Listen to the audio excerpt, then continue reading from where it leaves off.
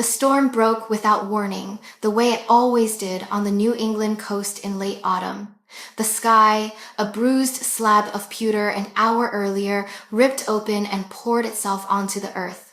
Rain hammered the corrugated roof of Rossi's Auto Works until the metal rang like a struck bell. Inside the garage, Elena Rossi barely looked up. The scent of motor oil and hot steel had long since woven itself into her skin. The neat, comforting weight of her father's wrenches steadied her hands. She tightened a final bolt, listened for the clean metallic answer she lived for, and let the radio's old guitar riff dissolve beneath the drumming of the storm. The landline rang. It was a sound from another decade, sharp and insistent, cutting the night in two. Elena wiped her palms on a rag and glanced at the clock. It was nearly midnight. Roadside emergencies reached her cell phone, not the ancient phone on the pegboard. The ring came again, almost scolding. She lifted the receiver. Rossi's Auto Works. "I need a tow," a man said. His voice was low, perfectly steady, and threaded with the kind of impatience a person earns from a lifetime of giving orders. Industrial Road, 2 miles east of Exit 17. A 1967 Maserati Ghibli. Elena blinked. A 67 Ghibli did not simply stall in a hurricane's shadow on a desolate strip of warehouses. "What is the issue with the vehicle?" "It is dead," he said. "No lights, no power. Get here." "In ABNET. "I will be there in 20 minutes, she answered, already shrugging into her heavy rain slicker. "Stay in the car." The line went dead. No thank you, no name. She stared at the receiver for a heartbeat, then killed the radio and pulled the garage door chain. Wind knifed into the room.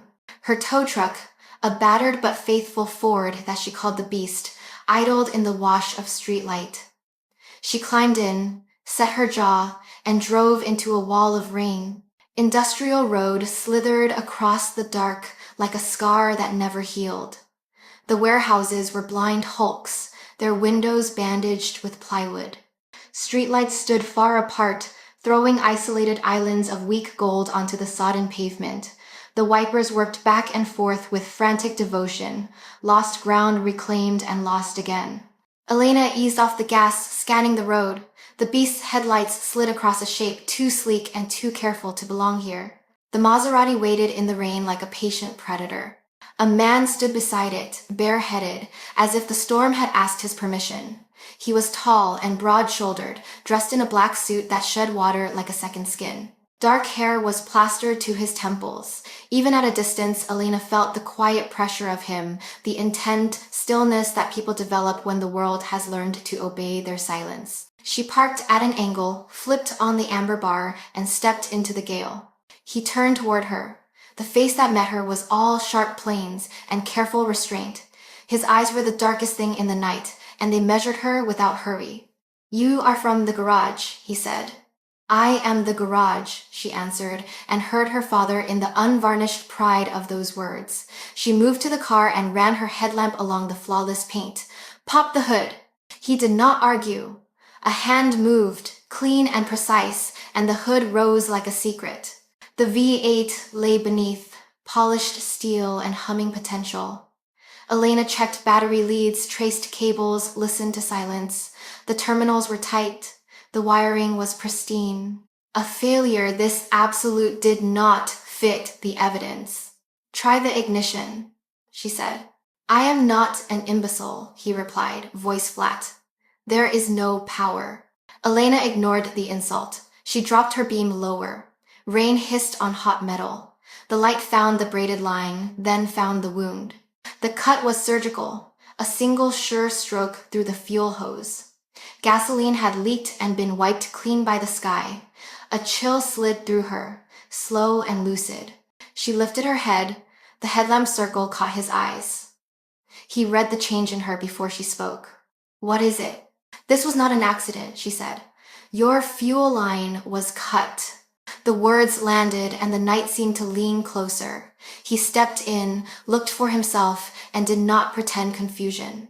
When he straightened, something old and patient moved into his expression. "You are certain." "I have done this my whole life," Elena said. "I am certain." Headlights appeared down the road, white blades carving rain. The car approached slowly, too slowly. The hairs on Elena's arms prickled. The man unbuttoned his jacket. The motion was small, economical, and it revealed a narrow leather holster and the matte geometry of a pistol. "Get into your truck," he said. The cold in his voice was not cruelty. It was a command shaped by habit. "Now, what is... do as I say." Her heart thudded against bone. The sedan stopped 50 feet away. 2 doors opened. 2 men stepped into the rain and closed the doors behind them with the care of men who had all night. They did not call out. They did not hurry. They simply walked. "My name is Luca Moretti," the man beside her said, as if the introduction were a verdict. "Tonight you saw something you were not meant to see. That makes you part of this." Elena's mouth went dry. The name meant nothing and everything. The way he wore it told her that people had spoken it in whispers. She stared at the 2 figures drawing closer, faceless in the rain. The beast loomed behind her like a sanctuary with thin walls. "Get in the truck," Luca said softly. "Get down. Do not drive away." The first shot cracked the night like glass shattering in a cathedral. Elena flinched and ran on legs that barely remembered the order. She threw herself into the cab and folded across the bench, cheek against cold vinyl, breath coming short and fast. Another shot slammed metal inches from where her skull had been. The bright, metallic stink of torn steel filled the cab. Outside, boots skidded on wet asphalt. A voice barked something in Italian, knife quick and percussive. The storm roared as if it wished to drown the smaller violence below it. Elena pressed her eyes shut and tried to breathe past the rack of terror in her ribs. She thought of her father's hands guiding hers, teaching torque and patience, teaching that every problem had a sequence, that panic wasted motion. She held to the lesson like a rope. Silence came back in torn pieces. Rain, then breath, then nothing. The driver's door wrenched open. Elena's body locked and tried to fly at the same time. She looked up into Luca Moretti's face. Rain slid along the hard lines. A thin, fresh cut striped his cheek. His suit sleeve was ripped at the seam. His eyes were not winded. They were precise. "It is done," he said. "Get out." Her legs trembled when she climbed down. The 2 men lay where the storm had dropped them. The puddles around them darkened, then thinned, then darkened again as the rain diluted the night's new stain. The sedan waited with its doors ajar, stunned by its own emptiness. Luca did not look at the bodies. He looked at Elena. "You saw what you should not have," he said. "My car will not move. We are taking yours." "Taking it where?" Her voice shook and she hated that it did. "Somewhere you will live through the night." He opened the passenger door of the beast and waited. The gesture was absurdly polite and colder than a threat. Defiance surged up, bright and useless. "I will call the police." He laughed once. The sound had no mirth in it. "And tell them what? That 2 men tried to murder me after someone sabotaged a Maserati in a storm. Do you believe they cut my fuel line? The police will make a report. My enemies will make a move. They saw your face." Truth landed like a weight in her pocket. Elena looked at the men on the asphalt and at the man in front of her and at the life that had fit so neatly inside 4 brick walls and a roof of tin.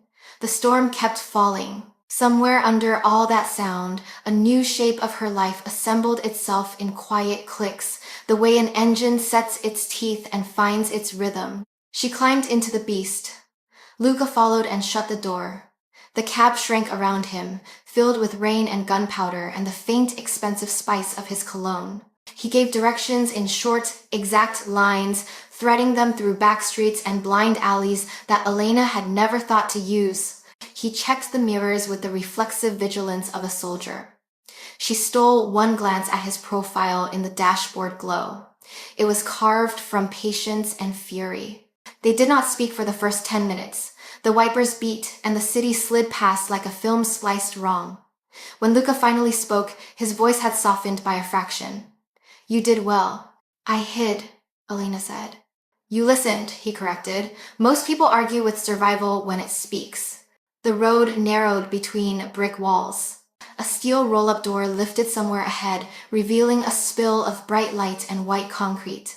A garage opened under a dark building. Elena guided the beast inside. The door crashed down behind them and turned the storm into a rumor. Luca exhaled for the first time since the first shot. He looked at Elena, really looked as if cataloging the exact shape of her. From now on, he said, you do not go anywhere alone.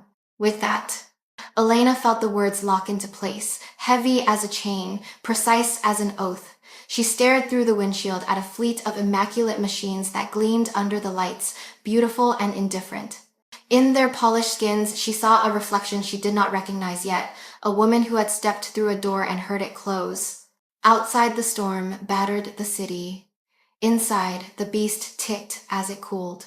Somewhere above them, a different life waited, high and bright and built on a balance of violence and rule. Elena swallowed, squared her shoulders, and turned the key to silence the engine. The night had widened around her. She felt it in her bones. Nothing would ever be the same. The elevator doors opened with a soft chime that felt strangely out of place after the violence of the night. Elena Rossi stepped inside, the hum of the machinery rising beneath her feet as the elevator climbed through the dark spine of the building. Beside her, Luca Moretti stood silent, the faint scent of rain and gunpowder clinging to him. His suit was torn, his cuff stained with someone else's blood, yet his composure was untouched. He might have been returning from a meeting, not a firefight. Elena stared straight ahead. The mirrored walls threw their reflections back at her, a grease-stained mechanic in a rain-soaked jacket, standing beside a man who radiated danger so effortlessly that the air seemed to bend around him. The numbers above the door blinked upward. When they stopped, the doors slid open to a world that did not belong on the same planet as hers. The penthouse was a cathedral of glass and steel. Floor-to-ceiling windows revealed the city sprawling below, the rain tracing silver veins down the glass. The space smelled of expensive leather, oak, and faint smoke from a forgotten candle. It was immaculate, too precise, like a life arranged by an architect rather than lived by a man. This way, Luca said. His voice was low, but carried the kind of authority that bypassed thought and demanded obedience. She followed, her boots leaving small wet prints across the polished floor. At the far end of the room, a fireplace glowed softly. The flickering light painted amber on the edges of Luca's face as he poured 2 glasses of amber liquid. He handed one to her. "Drink." "I do not drink with strangers," she said, her voice steadier than she felt. A flicker of amusement touched his mouth. "You are standing in my home, Miss Rossi. If I meant to harm you, it would have happened before the elevator stopped." He took a sip from his own glass, watching her over the rim. Reluctantly, Elena lifted hers. The whiskey burned, sharp and smoky, cutting through the lingering taste of fear. "Where am I?" "Safe," he said simply, "for now." She set the glass down. "That is not an answer." He regarded her for a long moment, then turned and walked toward a wide set of stairs that descended into the floor. "Come," he said, "you should understand whose company you keep before you decide to run." Elena hesitated, then followed. The stairs opened into a vast underground garage, a cathedral of machinery. Dozens of cars gleamed under bright lights, vintage Ferraris, Aston Martins, a line of black sedans polished to mirror perfection. Mechanics' tools hung neatly on steel racks. The air was clean, filtered, humming with restrained power. Luca turned, his dark eyes catching the light. "My family has owned the city for 3 generations. My father built our empire from nothing. He believed order was the only way to survive chaos." "You are the mafia," she said quietly. He didn't flinch. "That is what outsiders call it. We call it business." Elena looked around the garage. Everything about it spoke of wealth and control, but also of obsession, the precision of a man who needed every bolt, every life in its exact place. "Why bring me here?" she asked. "You could have left me on the road." Because the men who attacked me will come looking for anyone who saw what happened. You were seen with me. That makes you a liability." Her throat tightened. "You mean a target?" Yes, he said, and I protect what is mine. I am not yours. He took a step closer. The faint gleam of the overhead light slid across the sharp edge of his jaw. Tonight you are under my protection. That is enough. Elena drew a slow breath, forcing herself to meet his gaze. I fix engines, Mr. Moretti. I do not play games like this. I do not belong here. Something flickered in his expression, not pity but understanding, or maybe memory.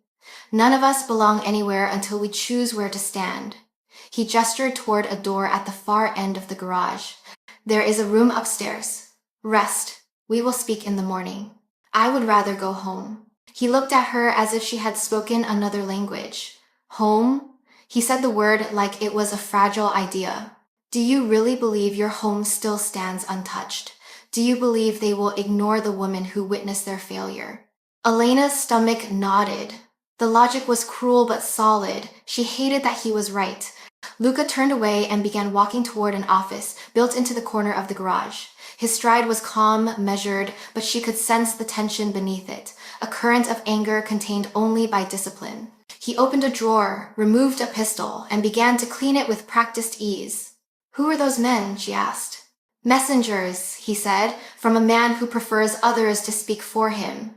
Falcone, she said, remembering the way he had spoken the name on the road, heavy with venom. Luca's hands stilled. The silence stretched. Then he nodded once. Vincenzo Falcone. My father trusted him once. I no longer make that mistake. The air between them thickened. Elena felt the weight of a history she did not understand pressing at the edges of the room.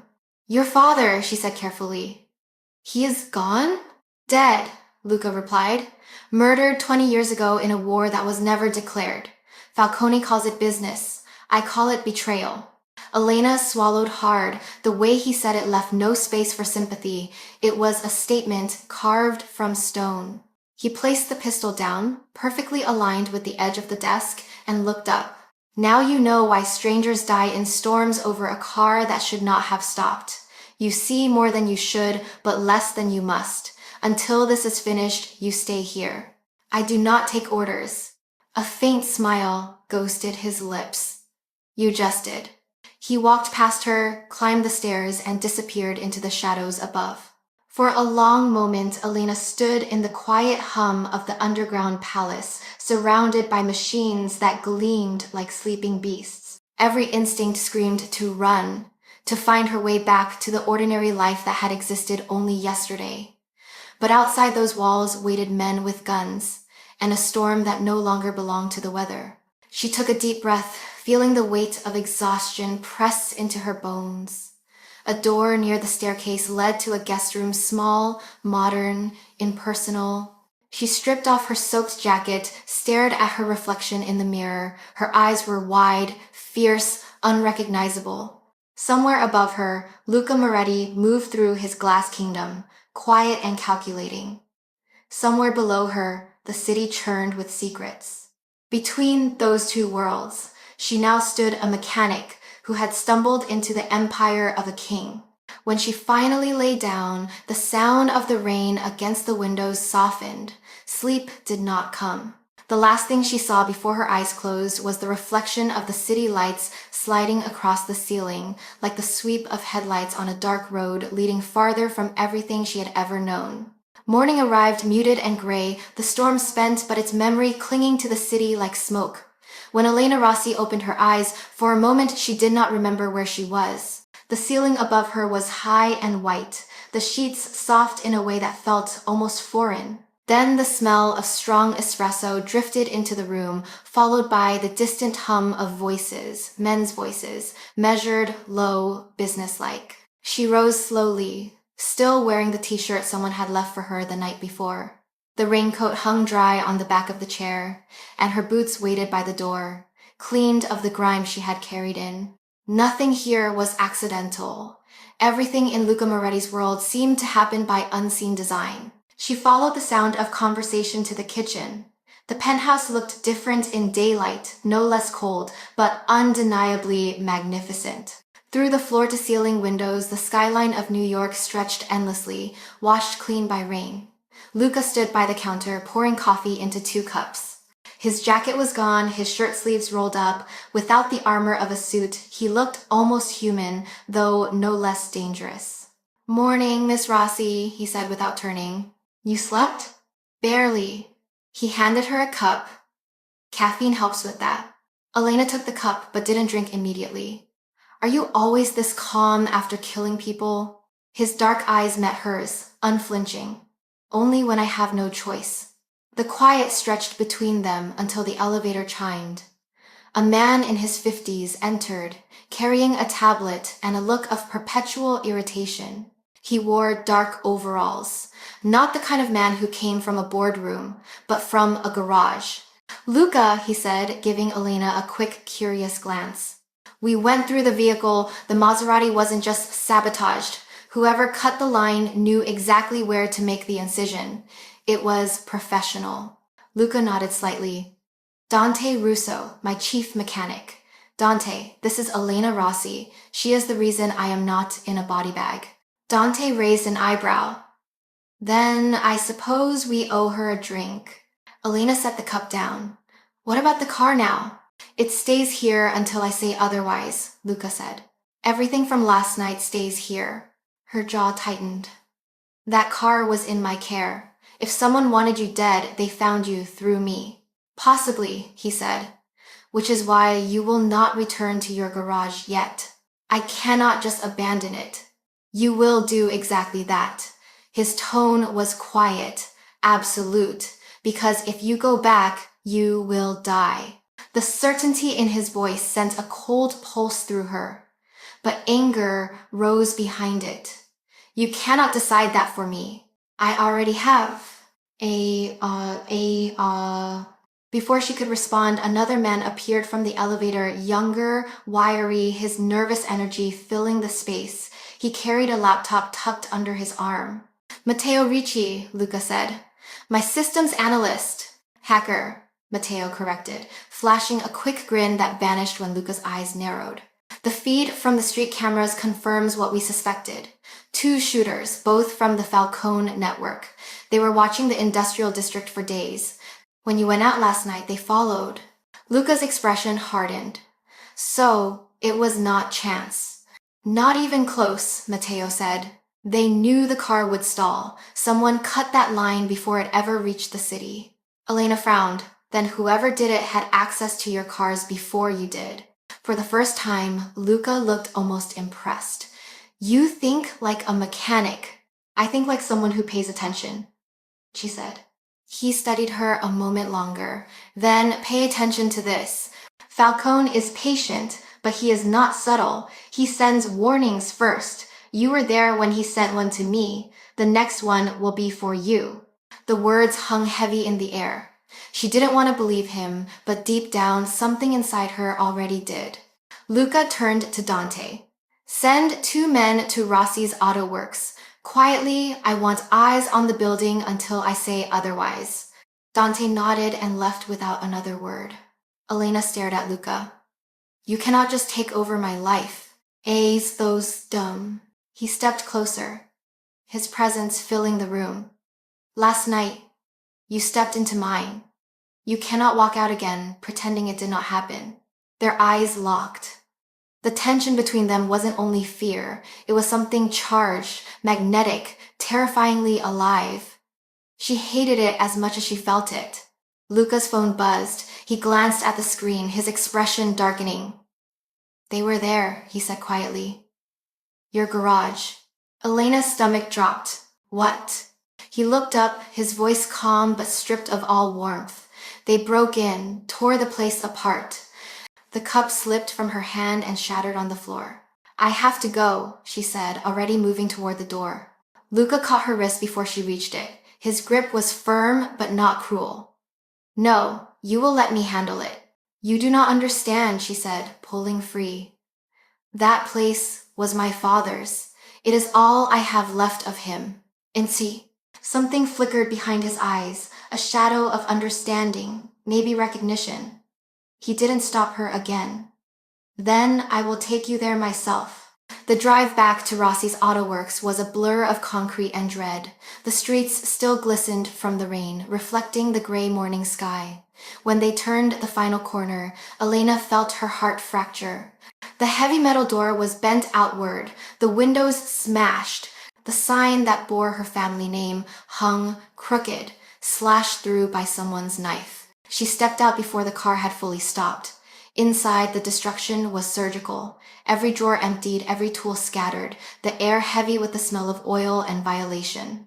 The car she had been restoring, a client's prized vintage Mustang, sat gutted, its tires slashed, windshield cracked like spiderweb.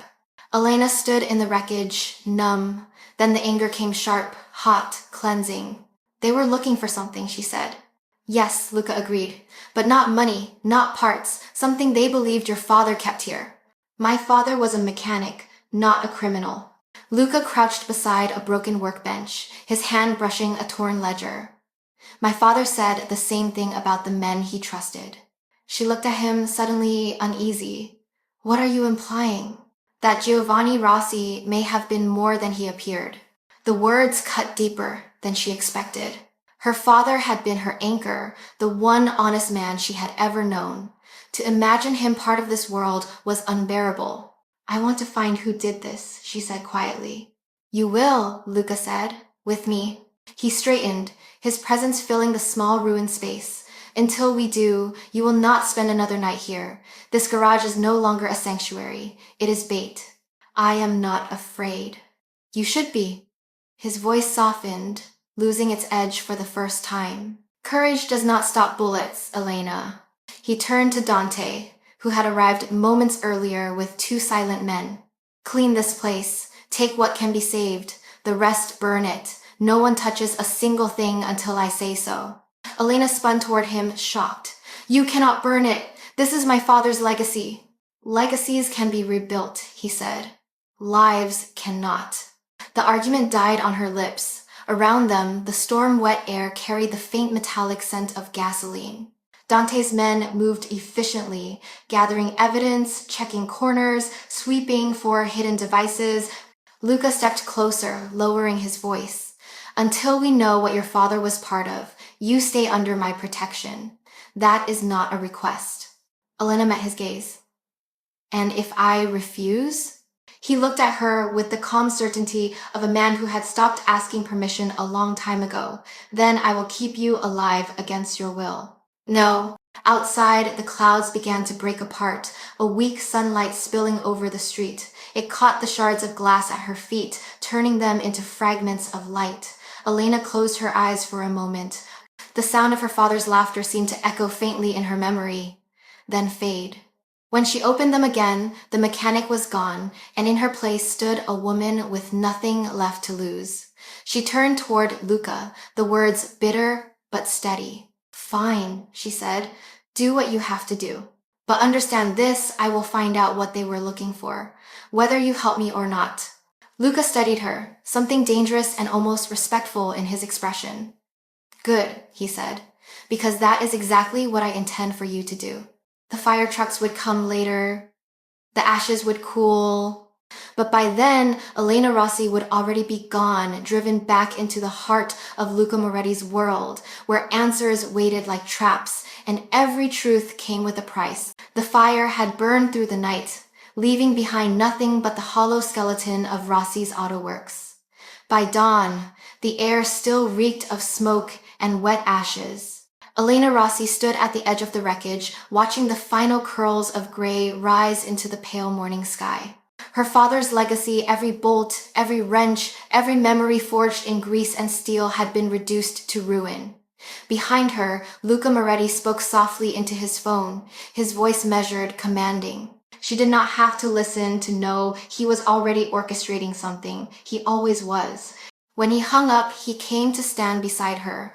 It is done, he said. No one will touch this site again. You destroyed it, she replied, her voice raw. Everything my father built. Luca's gaze remained on the ashes. They would have come back. They would have used it against you. Sometimes you burn the past to stop it from killing you. She turned to face him, anger rising like a fever. You think fire solves everything? You think control is the same as safety? His dark eyes met hers. Control is the only safety. They stood in silence for a moment. The wind moved through the open lot, carrying with it the ghosts of 100 memories. Dante Russo approached from behind, a soot-streaked box in his hands. We went through what's left, boss, he said. Found this wedged behind one of the tool cabinets. Looks older than the rest. Elena reached for it immediately. It was a steel toolbox, heavy and rusted, one she recognized instantly. Her father's first. The sight of it made her throat tighten. He used to call this his lucky box, she murmured. Said it survived more accidents than most men. Luca studied the object with quiet interest. Take it, he said. Whatever is inside, it belongs to you. Elena nodded, brushing away a layer of soot. Her fingers traced the familiar dents and scratches. Beneath them, she could almost feel her father's fingerprints, etched by years of work. She knelt on the pavement and unlatched the lid. Inside were old tools, worn smooth by use a hammer, a set of sockets, a rag hardened with oil, ordinary, unremarkable. But as she lifted the bottom tray, something caught her eye. The base of the box seemed thicker than it should have been. She ran her fingers along the edge until she felt a faint seam, nearly invisible beneath the grime. Her heart began to pound. With the tip of a screwdriver, she pried it open.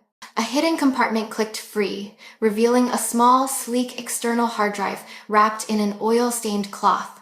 For a moment, the world narrowed to that single, silent object. She looked up at Luca. His expression did not change, but his attention sharpened. What is that? He asked. Elena's voice came out barely above a whisper. I do not know. My father must have hidden it. I think a brown. Luca crouched beside her, his presence grounding and unnerving at once. Give it to me. She hesitated. No, it is mine. Then open it, he said simply. They returned to his car in silence. Matteo Ricci sat in the back seat with his laptop, a bundle of nervous energy as always.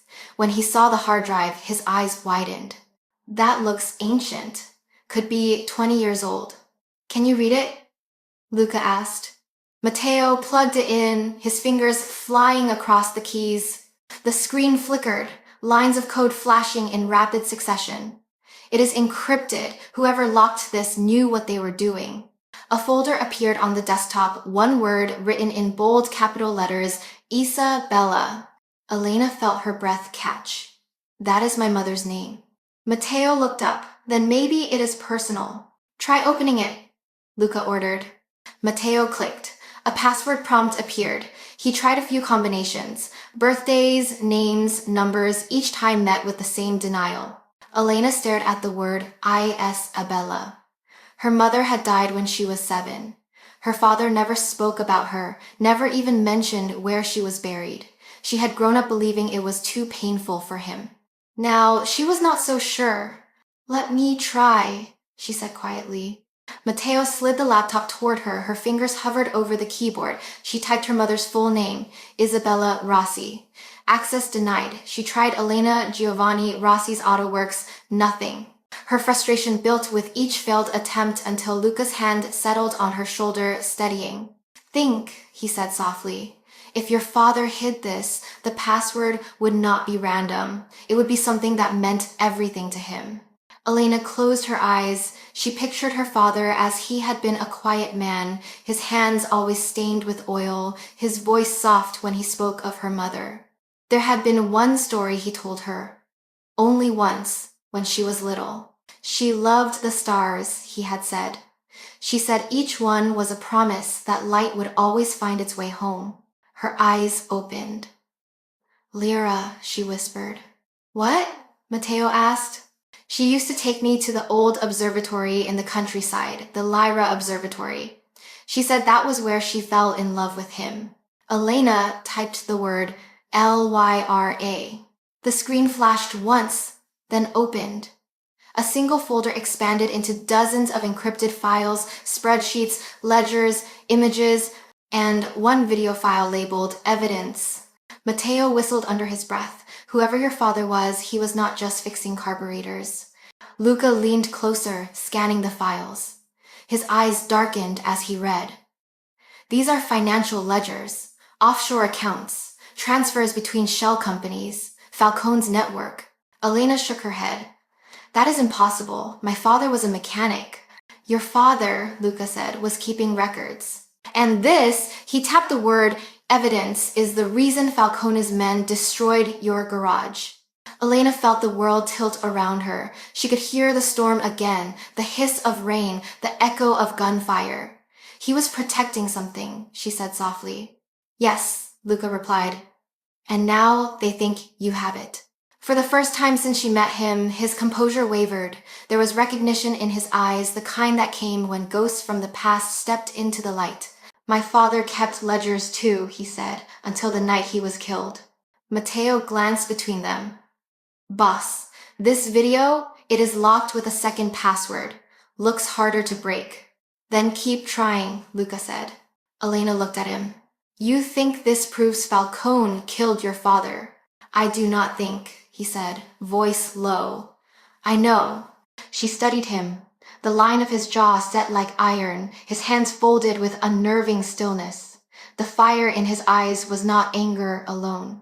It was something deeper, old, buried, awakened. What happens if we open that file? She asked. Then we will both see the truth, he said. And neither of us will ever be the same. The drive back to the penthouse was silent, except for the steady rhythm of the engine. Elena held the hard drive in her lap, feeling its weight small, cold, and impossibly heavy. Outside, the city was beginning to wake. People hurried to work, taxis hissed through puddles, lights blinked green and gold. To them, the world was ordinary. But for Elena Rossi, nothing would ever be ordinary again. As the elevator rose toward the glass and steel kingdom above, Luca stood beside her, watching the numbers climb. Do you understand now? He asked. Understand what? That you were never just in the wrong place at the wrong time. You were meant to find this. She met his gaze, and you were meant to use it. A small, dangerous smile curved his mouth. Perhaps fate has a sense of irony. In that, the doors opened. The light from the city spilled in like dawn, breaking over a battlefield. And for the first time, Elena understood that the war her father had fled had only been waiting, patient, silent, for her to come of age and open the box he left behind. The rain had stopped, but the city still carried the heaviness of it, the streets gleaming under the streetlights, the air damp and metallic. In Luca Moretti's penthouse, the world existed in another climate entirely. It was silent, air-conditioned, precise. Elena Rossi sat at the long marble table, the hard drive resting between her hands like an artifact from another life. Across from her, Luca stood at the window, one hand in his pocket, the other holding a glass of whiskey that caught the light like amber fire. Falcone will not stop now, he said, his reflection fractured across the glass. He knows the drive survived the fire. He knows it is with me. Elena lifted her eyes from the table. Then why are we still here? Should we not take it to the police? He turned, and the look he gave her silenced the rest of her sentence. The police are not protection. Half of them owe their pensions to Falcone's money. The other half fear his men. If this drive proves what I believe it does, there is only one place it can lead revenge. The word hung in the air, heavy and inevitable. Matteo Ricci appeared from the adjoining room, his laptop tucked under one arm. I have been running decryption protocols all night, he said, his voice rough from caffeine. The ledgers reference a location coordinates, I think, somewhere upstate. A place called Blackwood Observatory. Elena's head snapped up. The observatory? Matteo nodded. The same one you mentioned, Lyra. Luca's gaze sharpened. Your mother's word. Yes, Elena whispered. My parents met there. Luca set the glass down. Then that is where we go next. And, tonight, before Falcone realizes how close we are, he moved with calm purpose, already giving orders to Dante Russo. Prepare 2 cars. Take men you trust. We leave in 1 hour. Elena rose, heart hammering. You cannot just assume I will go. He faced her, and for the first time, the faintest edge of impatience crept into his voice. You opened the box, Elena. The moment you did, you became part of this. You carry your father's secret now, and mine. Her breath caught. And if I refuse? He studied her, expression unreadable. Then you will spend the rest of your life running from men who never forget faces. I am offering you the only road that leads anywhere. His words struck a truth she didn't want to admit. The past 48 hours had torn the seams of her life. Going back was no longer an option. The only direction left was forward, into the storm. By dawn, the convoy rolled north. Elena rode in the passenger seat of a gray sedan, anonymously sleek, its engine modified for speed and silence. The roads wound through mist-covered hills, the world narrowing to asphalt and the faint hum of tires. Dante drove, eyes sharp on the horizon, while Luca sat in the back seat, a shadow among shadows. Elena turned slightly, her voice low. Why the observatory? What could be there after all these years? Luca's gaze stayed on the window. My father trusted Giovanni Rossi. If he left evidence of Falcone's betrayal, he would have hidden it somewhere connected to both of them, somewhere sacred. And you think that place is where my parents fell in love? He met her eyes in the rearview mirror. Love leaves better hiding places than fear. The road curved upward into the forest. The sky lightened to a dull silver as they approached the hill where Blackwood Observatory sat abandoned. The structure appeared through the trees, a massive dome of tarnished steel, its once white walls streaked with rust, a place forgotten by time, waiting for them. Dante parked at the base of the hill. We will cover the perimeter, he said. He and two of Luca's men melted into the trees, their footsteps silent on the wet earth. Luca opened his door and stepped out. The cold air wrapped around him like armor. He gestured for Elena to follow. Stay close. Inside, the observatory was a ruin. Broken glass littered the floor. The telescope, once the pride of the building, pointed skyward through a gap in the dome, frozen in permanent accusation. Graffiti covered the walls, the language of vandals scrawled over constellations that had once guided astronomers. Elena walked slowly around the base of the telescope, her fingers brushing the metal railing. She could almost see her parents here, her mother's laughter echoing against the dome, her father's shy smile. The air hummed with memory. What are we looking for? She asked. Something he wanted you to find, Luca said. Something only you could find. She frowned, searching. Her father had hidden the drive beneath the floor of his toolbox. Where would he hide something here? Her eyes traveled upward to the ceiling. Among the remnants of paint and peeling plaster, faint traces of glow in the dark stars still clung to the dome. She stopped. The constellation Lyra shimmered faintly in the dim light, 5 stars forming the shape of a small harp. Her pulse quickened. Beneath it, near the wall, one brick was newer than the others, its mortar cleaner. Here, she said. She knelt and pried at the edge with her screwdriver. The brick came loose with a soft scrape, revealing a small metal box tucked inside a cavity. Luca crouched beside her. You have your father's hands, he murmured. Elena ignored the warmth of his voice. She pulled the box free. It was old but solid, sealed with a 5-digit combination lock. Luca's expression hardened. Another test. She stared at the numbers, trying to summon her father's logic. Birthdays, dates, none felt right. Then she remembered something he used to say whenever they rebuilt an engine together. Everything runs on rhythm, even memories. A rhythm. Her mother's favorite song, Amelia's Waltz, always played in 3/4 time. The tempo had been her lullaby. 3, 4, 2, 1, 5. It was a guess born from instinct rather than reason. She turned the dials. The lock clicked open. Inside lay a small leather-bound notebook, a folded envelope, and a silver key shaped like a USB drive. Her hands trembled as she opened the notebook. The first page bore her father's handwriting, strong, neat, unmistakable. My dearest Elena, If you are reading this, then I am gone, and the past has found you. I swore to protect you from it, but truth does not stay buried. Alessandro Moretti was my friend, my brother, in all but blood. When he discovered that Vincenzo Falcone was stealing from the syndicate and plotting his murder, he entrusted me with proof. I hid it for him. I hid it for you. Luca's jaw tightened as she read aloud. The ledgers on the drive will lead you to the accounts. But the key in this box unlocks the final piece, Falcone's confession. It will destroy him. Give it to Alessandro's son when he is ready to face the truth. The letter ended with 3 words that made Elena's breath catch. Forgive me, Elena. She looked up. Luca stood utterly still, his eyes fixed on the silver key.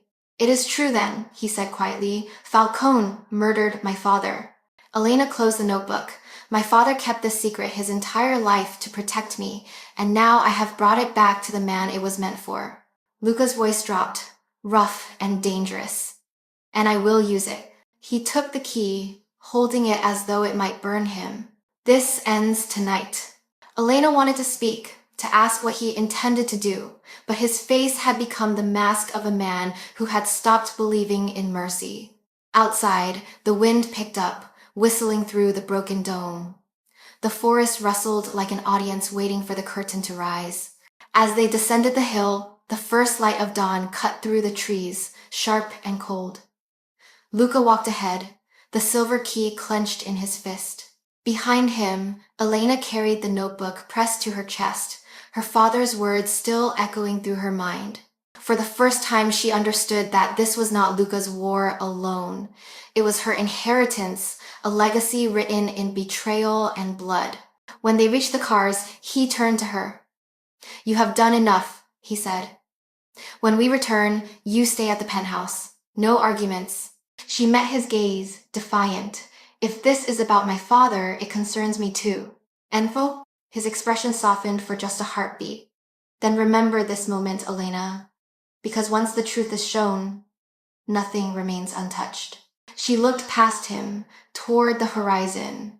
The storm had passed, but in its wake, something far more dangerous had taken shape. They drove back toward the city in silence, the silver key glinting faintly in the dim light between them, a weapon, a promise, and the beginning of the end. The city was wrapped in fog when they returned. It clung to the glass towers and softened the edges of the skyline, but inside Luca Moretti's penthouse, there was no softness left. The air felt tight, charged, like a storm waiting to break. Elena Rossi sat at the edge of the long mahogany desk, her father's notebook open before her. The pages smelled faintly of oil and paper and ghosts. The silver key lay beside it, gleaming under the light. Matteo Ricci's fingers flew across the keyboard as he decrypted the final layer of the hard drive. Lines of numbers scrolled down the screen, offshore accounts, false corporations, transfers marked with names that Elena could not pronounce. It was all there, the architecture of betrayal mapped in cold precision. Luca stood behind him, silent, his eyes fixed on the monitor. He had not spoken since they left the observatory. His control had become a living thing, a mask stretched over something far more volatile. Matteo exhaled slowly. I think this is it, he said. The ledgers, the proof, everything Falcone built on stolen blood. And this, he tapped the screen, this is a video file locked behind the USB key. Elena picked up the small silver drive, the weight of it sinking into her palm. My father said it would destroy Falcone. Then let us see, Luca said quietly. Matteo inserted the key. The computer paused for a heartbeat that felt like an eternity. The folder opened. A single video file blinked to life on the screen. The image was grainy, the timestamp dated 20 years earlier, a dimly lit office appeared, wood-paneled walls, a desk cluttered with papers, and a half-empty bottle of scotch. Behind it sat Alessandro Moretti, younger but unmistakable, his eyes sharp and commanding. He poured 2 glasses, one for himself, one for the man across the desk. Elena's breath caught as a second man stepped into the frame.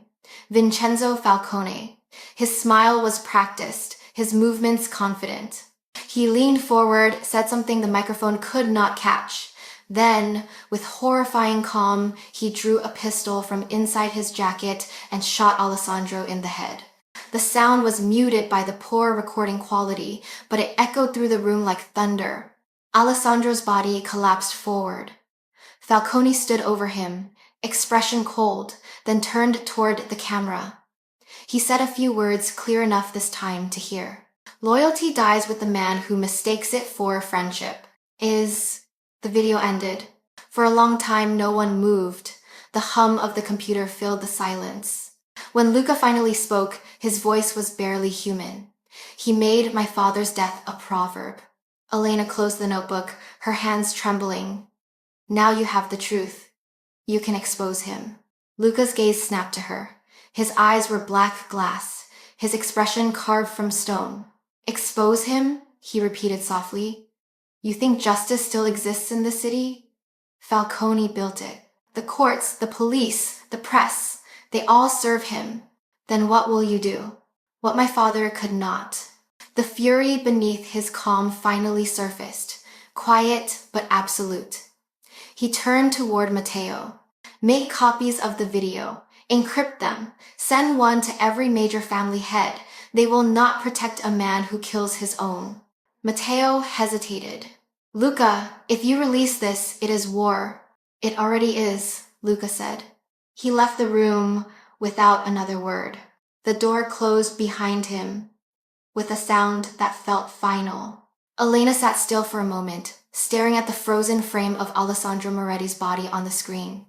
Her father's handwriting flickered in her mind. Give it to his son when he is ready to face the truth. She had done that.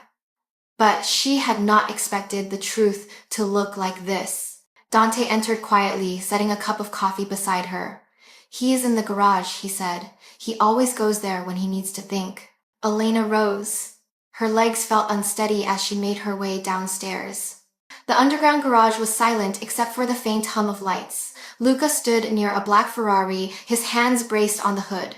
The car's polished surface reflected him like a mirror, two versions of the same man, both haunted. You should not be here, he said without turning. I needed to see you. He straightened, looking at her. Why? To ask me not to do what I must? To ask if revenge will bring you peace. And that's all lease. He gave a short, hollow laugh. Peace is for men who can forget. I do not have that luxury. She stepped closer. My father carried the secret for 20 years. He lived with it and it destroyed him. Do you really want the same? Luca's jaw tightened. Your father hid the truth to protect his daughter. I will not hide mine. Falcone took everything from me, my father, my family's honor, the years of my life spent serving a lie. You think forgiveness can wash that away? No, Elena said. But killing him will not either. He turned toward her fully now, and for a moment she saw the war inside him, the pull between rage and restraint, justice and damnation.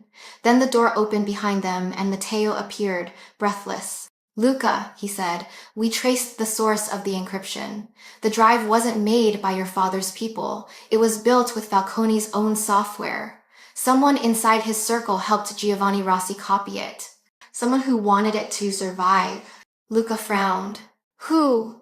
Falcone's lieutenant at the time, Matteo said.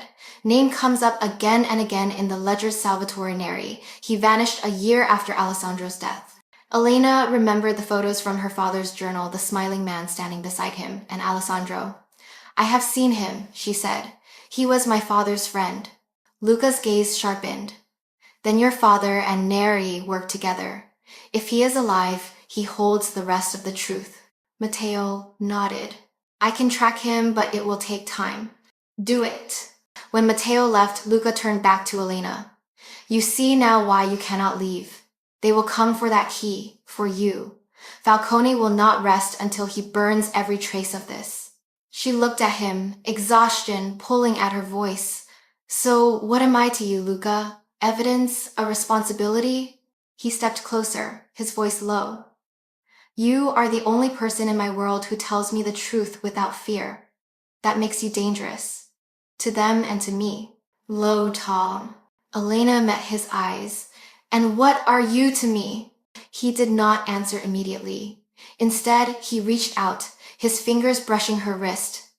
The contact sent a shiver through her, unwanted but undeniable.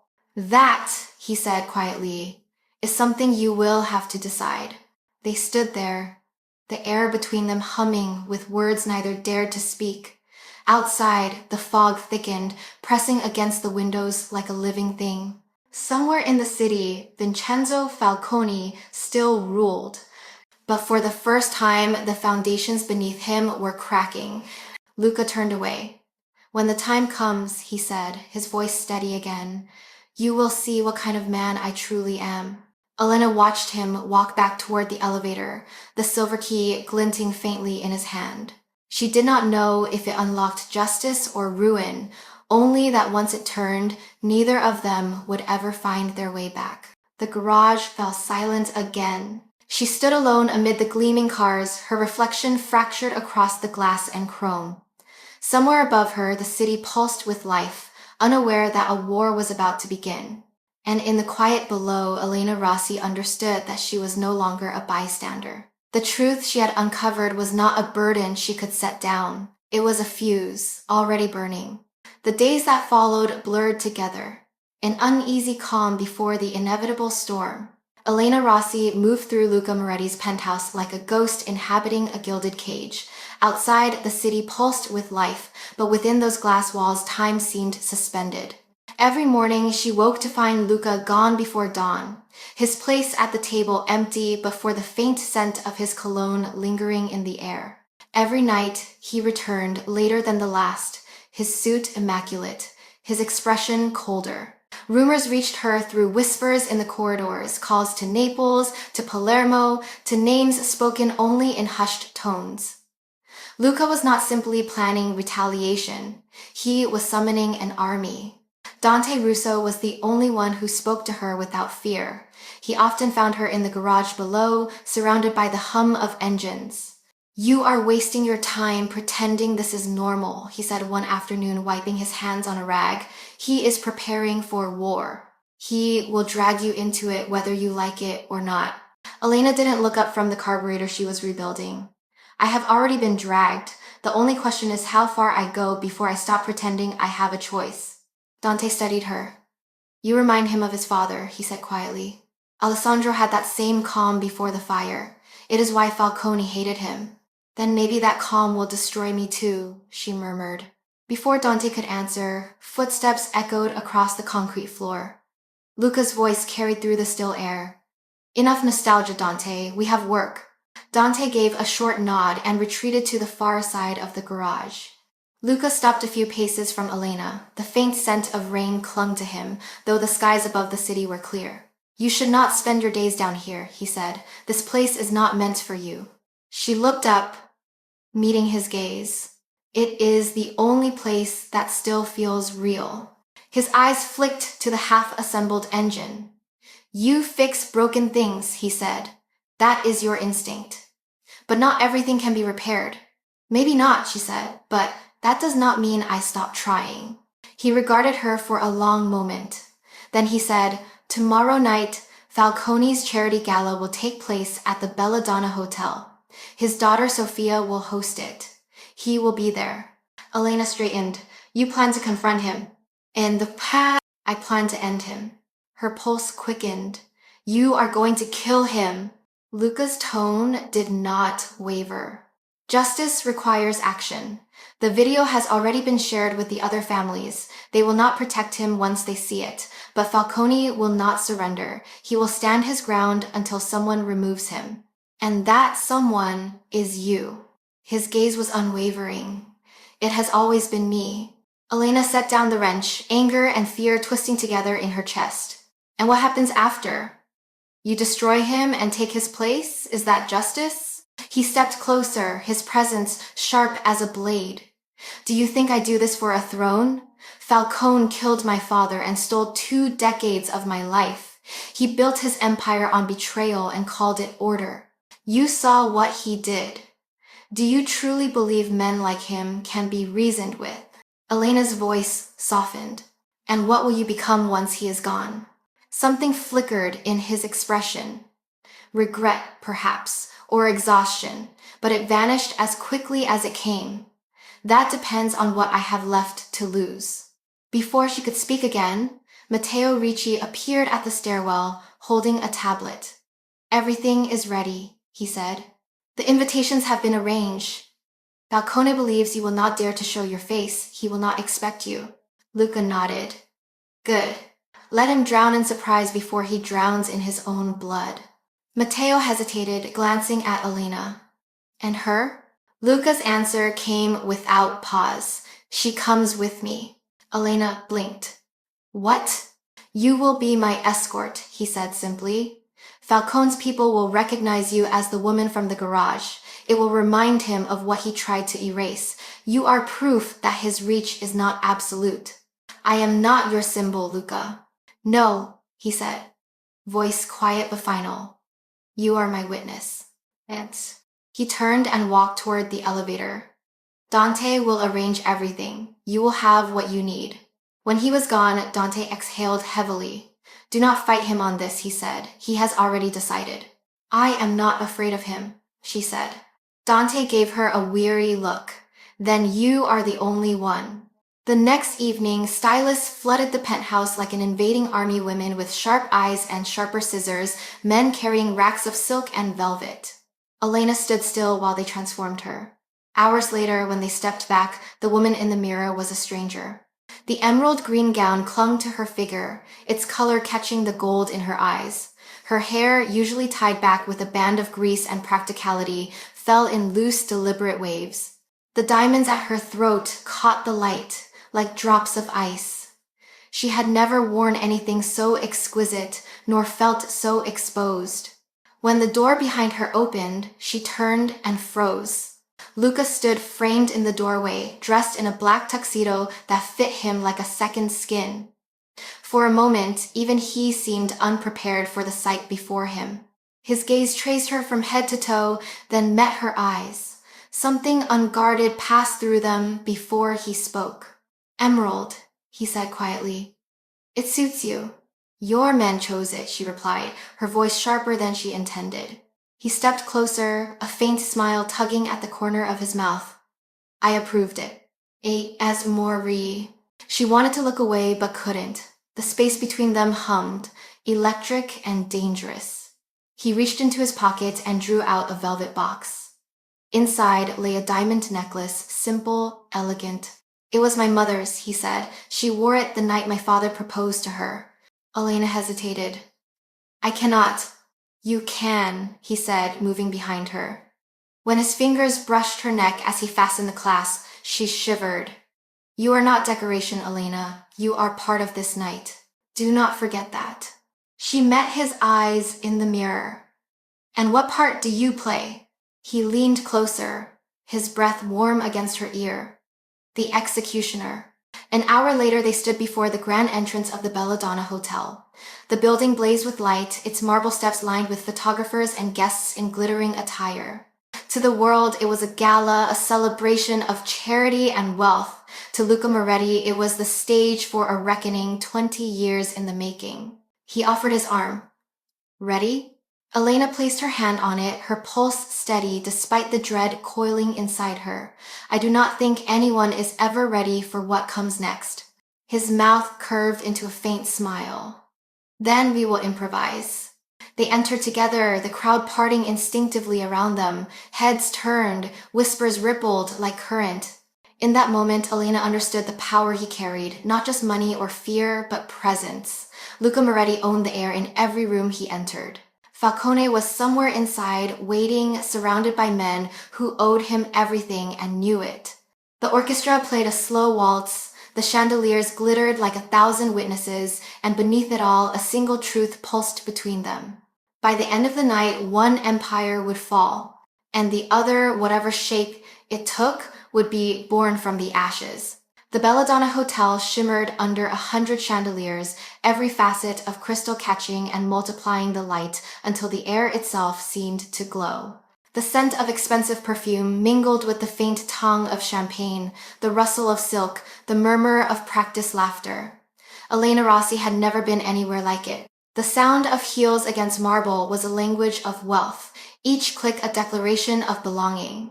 Yet as she stepped through the grand hall on Luca Moretti's arm, she felt the undercurrent beneath the elegance, the tension of predators dressed as patrons. Luca's presence was magnetic. Every head turned toward him, every conversation faltered.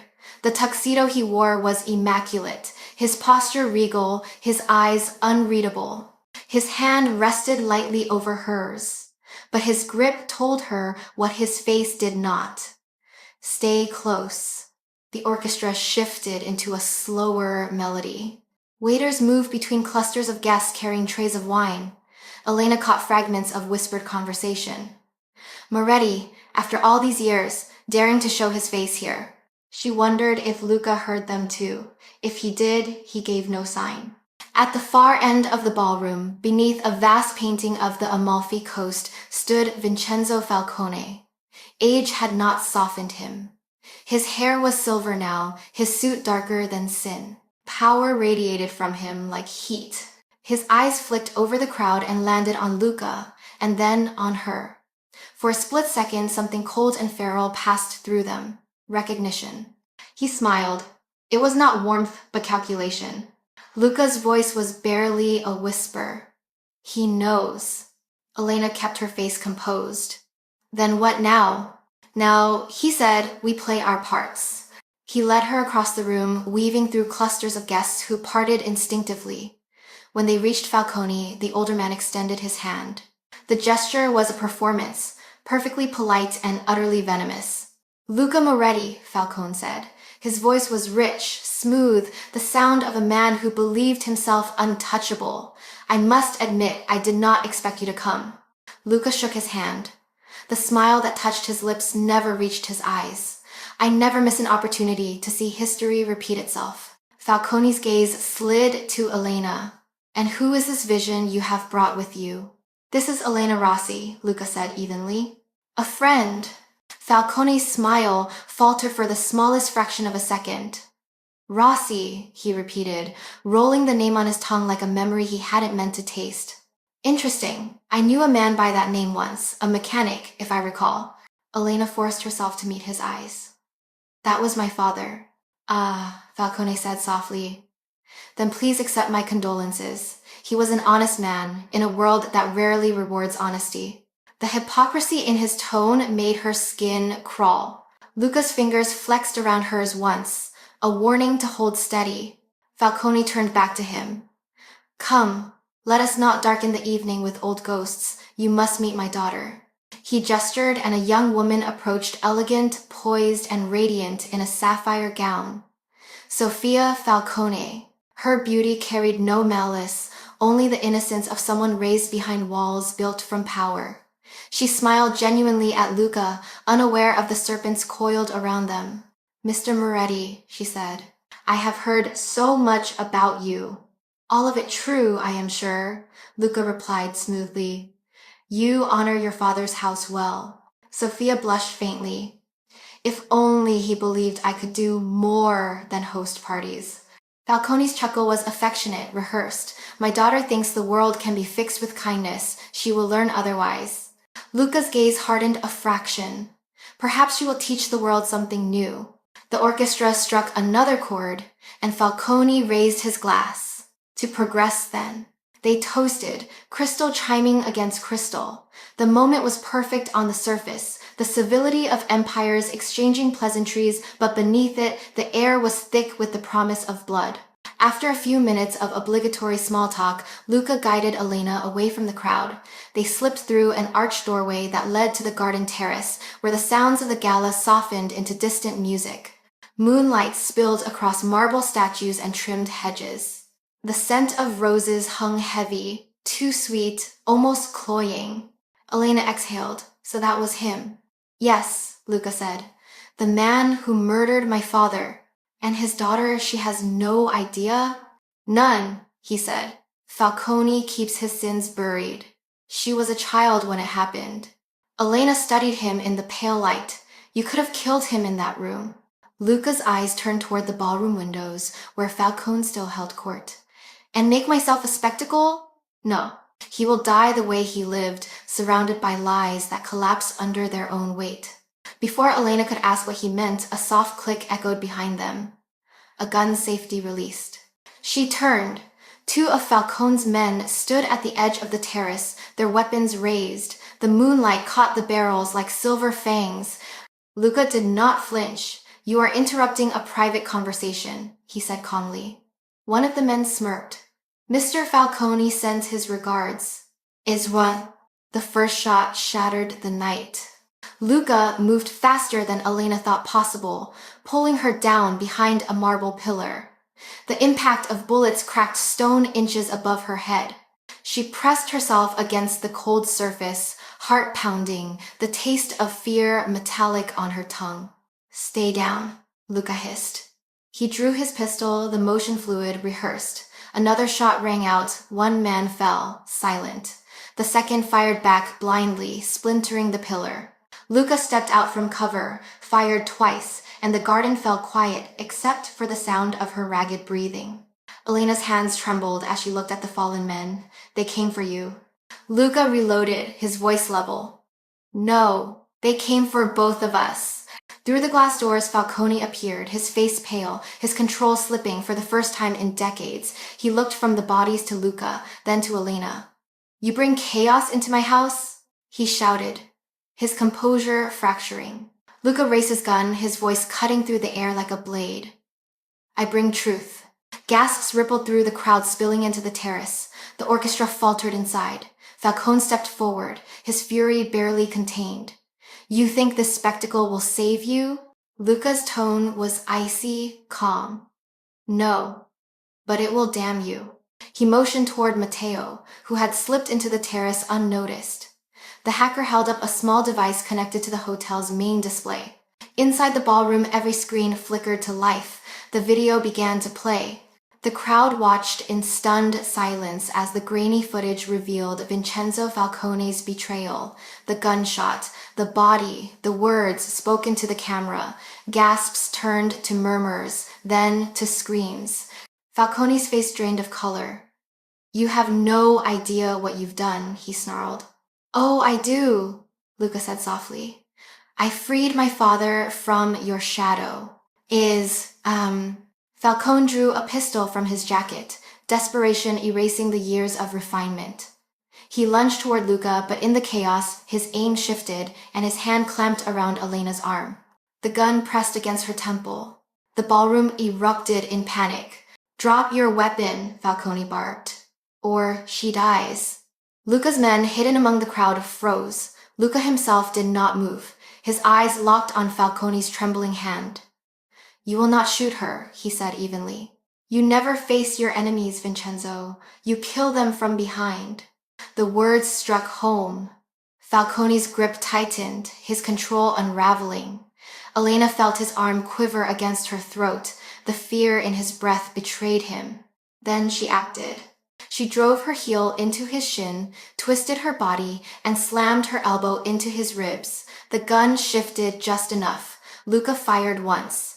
The shot echoed like thunder through marble and glass. Falcone's body went still, his eyes wide, disbelief frozen in them. He crumpled, dragging Elena down with him.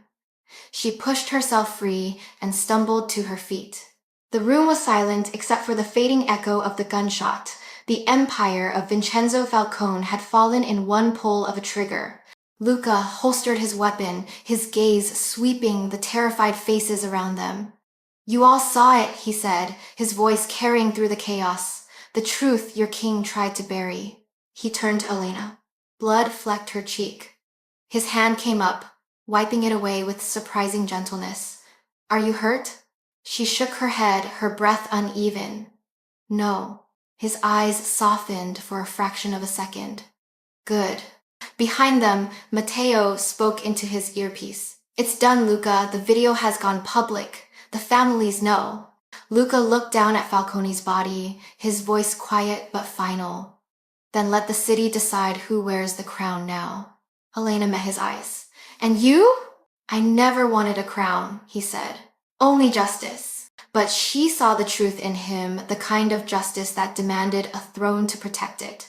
As sirens wailed in the distance, Luca took her hand, his grip steady amid the chaos. Together they walked through the shattered doorway of the Belladonna, leaving behind the glittering world that had just watched itself die. The night was cold, the streets emptying under flashing lights. For the first time, Luca Moretti was no longer the hunted. He was the one men would now whisper about, the man who killed a king and inherited his kingdom. And at his side walked the mechanic, who had found the proof that started it all. The storm that followed was not of thunder, but of power.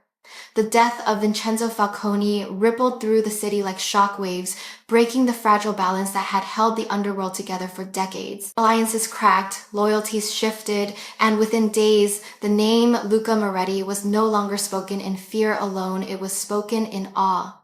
He had done the impossible. He had killed the king and lived. Elena Rossi watched the city change from behind glass.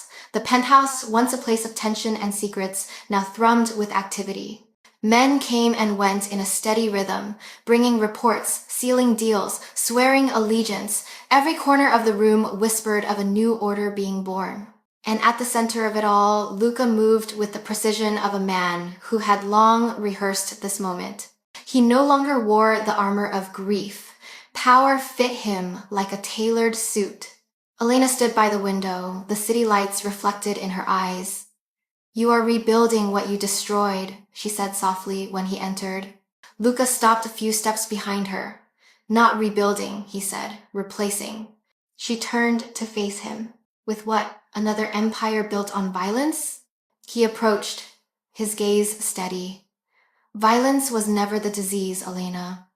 It was the cure my father used to keep order. Falcone corrupted it. I am simply restoring balance. By becoming what you swore to destroy." He smiled faintly. "You mistake intent for identity.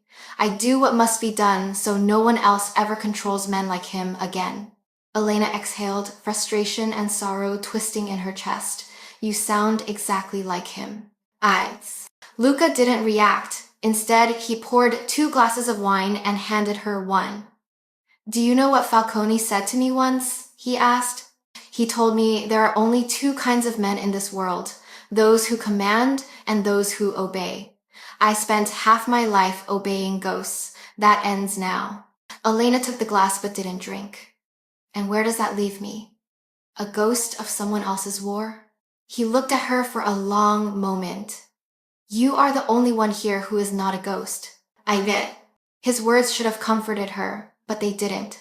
She could see what the others could not, the darkness beneath his calm, the weight of the choices he carried.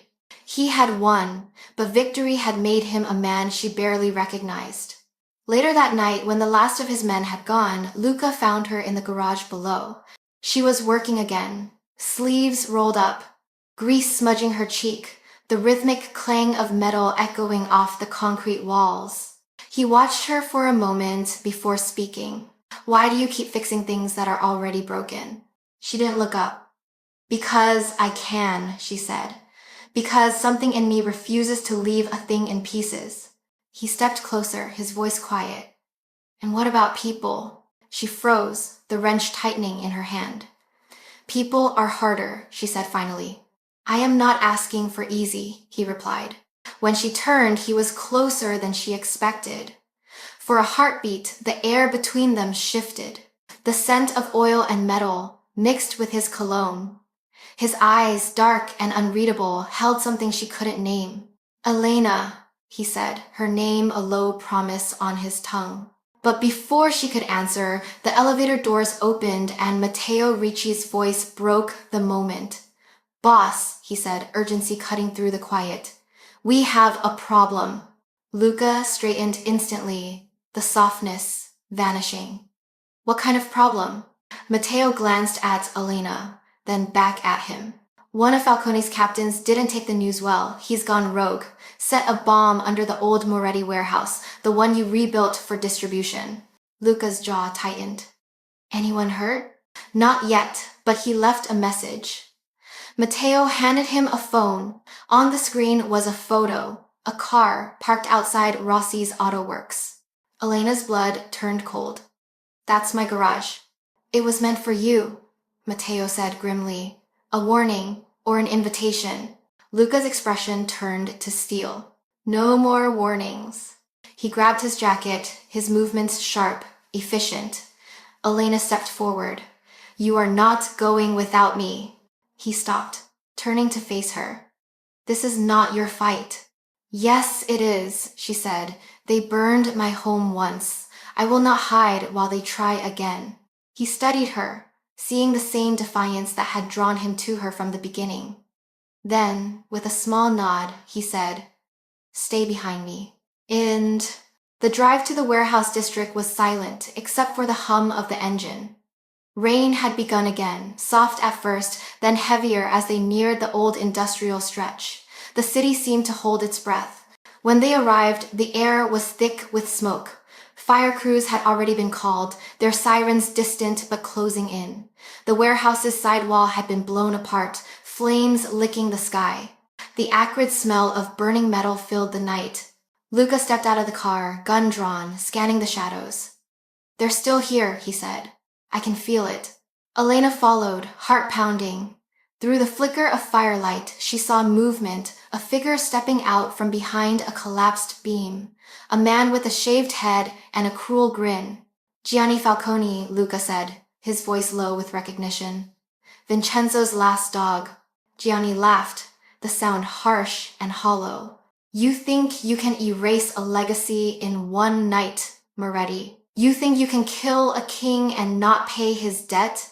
You mistake justice for debt, Luca said. Tonight you settle both. The man raised his weapon. The world exploded into chaos. Gunfire cracked through the night, echoing off concrete. Luca moved with lethal precision, each shot deliberate. Elena ducked behind the wreckage, the heat from the flames searing her skin. She saw one of the attackers flank Luca, raising his gun, and without thinking, she grabbed a fallen metal pipe and swung. The blow landed with a dull, sickening thud. The man dropped instantly. Luca turned just in time to see her, the pipe still in her hand, her breath coming fast. Their eyes met across the firelight, and for a heartbeat, pride flickered in his expression. When the last of the gunfire died, silence returned, broken only by the crackle of burning debris. Luca approached Gianni's body, his face unreadable. Tell your ghosts, he murmured, that the Moretti name still stands. He turned to Elena. Are you hurt? She shook her head, but her hands trembled. I killed him. Luca stepped closer, his voice softer than she had ever heard it. You survived him. She met his gaze, and something in her broke not from fear, but from the weight of everything she had become since that first storm. The woman who had once fixed engines in a quiet garage was gone. In her place stood someone, forged in fire and truth. They stood together amid the ruins as the first sirens reached the street. Rain hissed against the flames, turning smoke to steam. Luca looked at the destruction, then back at her. This ends tonight, he said. Elena knew better. No, she whispered. This is only the beginning. He didn't argue. When they finally left, the fire behind them still burned, a beacon to the world that the old order was dead. The city would wake to new rumors that the Falcone name had fallen, that the Moretti Empire was untouchable, that a woman with grease on her hands and steel in her eyes now walked beside its king. But Elena Rossi knew the truth. Power never ended. It only changed hands, and hers, for better or worse, was now bound to Luca Moretti's forever. Dawn crept over the city like a bruise fading to light. The smoke from the warehouse still lingered in the air, a phantom reminder of the night before. From the penthouse balcony, the skyline stretched endless and silver, its towers rising through the mist like monuments to both victory and loss. Elena Rossi stood there barefoot, a blanket wrapped loosely around her shoulders, watching the city wake. Below, she could already hear the quiet murmur of engines, the rhythm of a world that would never again feel distant to her. Behind her, Luca Moretti poured coffee. The sound was ordinary, almost intimate, yet it carried a weight that unsettled her. Everything about him had changed since the night of Falcone's death. He moved with a new certainty, each gesture deliberate, his power no longer borrowed but absolute. The city was his now, and that terrified her more than any enemy ever could. You did not sleep, he said, his voice low. I do not sleep much anymore, she answered without turning. He crossed to her, the morning light tracing the edges of his profile. Last night was necessary. It was inevitable, she corrected. There is a difference. He studied her for a moment, the silence between them heavy with all that had passed. You are angry. I am tired, she said, tired of death, of running, of being a name whispered in fear. I wanted to fix engines, not empires. Luca's eyes softened slightly, though his tone remained steady. You think I wanted this? I did what I had to. Falcone left me no choice. Maybe, she said. But what about now? You have his power, his influence. What will you do with it? He looked out over the city, his jaw tightening. Control it, stabilize it, keep it from falling into chaos. Elena turned fully to face him, and in the process, become him? He flinched, almost imperceptibly. I am not Falcone. No, she said, but you are standing where he stood. The words hung in the air, sharp and unrelenting. Then Luca stepped closer, closing the distance between them. His gaze burned into hers. If I do not lead, someone worse will. That is the truth of this world, Elena. You can turn away from it, but it will find you again. It always does. She met his intensity with her own. And what about us? Are we just another part of that truth? He hesitated, then reached for her hand. We are the only truth that matters to me. The warmth of his fingers steadied her heartbeat even as her mind rebelled. She wanted to pull away, but something deeper kept her there, the same force that had drawn her to him from the beginning. A knock on the door shattered the fragile silence. Dante entered, his expression grave. Luca, the families are ready. They are waiting for your word. Luca nodded once. I will be there soon. When Dante was gone, Elena asked quietly, what word? The one that decides whether the city burns or rebuilds. She stared at him. And you think you can choose that alone? I do not have the luxury of democracy, he said, finishing his coffee. But I will not keep this from you. Come with me. The meeting took place in an abandoned cathedral, repurposed as neutral ground. Long tables stretched beneath vaulted ceilings blackened by time. The air was heavy with incense and ambition. Around the table sat the heads of the city's remaining families, men and women dressed in silk and steel. When Luca entered, silence fell. He did not need to announce himself. Power announced him. Elena followed a step behind, her presence drawing curious glances. To them, she was an anomaly, a mechanic among monarchs, a woman who had survived where soldiers had fallen. Luca took the central seat. Falcone is dead, he began, his voice carrying through the vast space. His empire dies with him, but his chaos does not. You all know what happens when power fractures war. I am offering you peace. One of the older men leaned forward, suspicion etched across his face. And in exchange, loyalty, Luca said, to order, not to me. The city runs, the money flows, the streets stay quiet. That is the deal. Another voice rose from the far end of the table. And if we refuse? Luca's eyes hardened. Then you can explain to your men why their families will mourn them by nightfall. A murmur rippled through the room. The threat was not loud, but it was absolute. Elena watched him, every word slicing deeper into the man she once thought she understood. Yet when he glanced at her, she saw something else flicker beneath the surface, a plea for her to believe that this too was survival. After a long pause, one by one, the heads around the table nodded. It was not respect that drove them, but fear, the kind that crowns kings. When the last assent was given, Luca said quietly, "Then it is done. From this day forward, there is one law in this city mine." Hours later, the cathedral stood empty. Luca lingered near the altar, the candles burning low. Elena approached, her footsteps echoing through the silence. "You won," she said. He turned, his expression unreadable. "Winning is temporary. Control is survival." "You sound like your father," she whispered. For the first time, something fragile cracked in his gaze. He believed power could be pure. He was wrong. Power is never pure. It only reveals what you are. "And what are you, Luca?" He looked at her for a long time. then said quietly, "A man who has lost too much to stop now." She stepped closer, her voice trembling with both anger and sorrow. "Then let me be what you have not lost yet. You." For a moment he said nothing. Then he reached for her, his hand brushing her cheek, his touch hesitant. "You make me remember the world before blood," he murmured. "That is both a gift and a curse." She held his gaze. "Then take the gift and stop pretending the curse is all that matters." He leaned forward, pressing his forehead to hers. "If I stop pretending," he whispered, "I will forget how to survive." Her eyes closed, her breath caught between them. "Then survive with me." Oh! For a moment, the world stood still. Outside, the wind swept through the broken stained glass, scattering fragments of color across the stone floor. He kissed her, not a command, not a claim, but a surrender.